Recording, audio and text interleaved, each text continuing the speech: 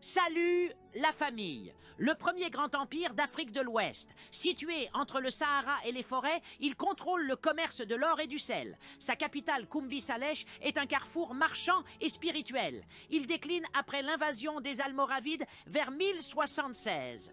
Fondé par Sundiata Keïta après la bataille de Kirina, 1235, l'Empire du Mali devient l'un des plus riches d'Afrique. Sous Mansa Moussa, il atteint son apogée avec Tombouctou, Djenné et les grandes caravanes de l'or.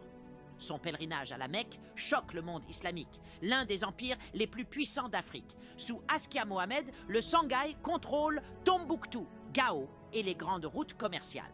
Mais en 1591, il est vaincu par l'armée marocaine lors de la bataille de Tondibi. Fondé par des marabouts musulmans, le Fouta Toro devient une théocratie islamique autour de 1776.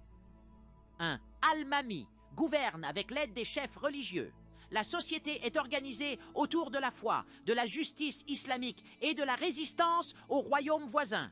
Vers 1725, les marabouts Peuls lancent la guerre sainte, djihad, contre les chefs animistes. Karamoko Alpha devient le premier Almami en 1727.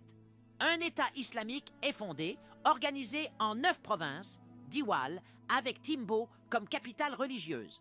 Dans les forêts de Guinée, de Côte d'Ivoire et du Libéria, les peuples Kissi, Guerzé, Toma, Mano formaient des chefferies puissantes. Ils contrôlaient des territoires, organisaient la vie spirituelle autour des masques et résistaient parfois au royaume du Nord, la famille. Si vous aimez ce que j'ai fait, abonnez-vous et partagez. À bientôt pour la suite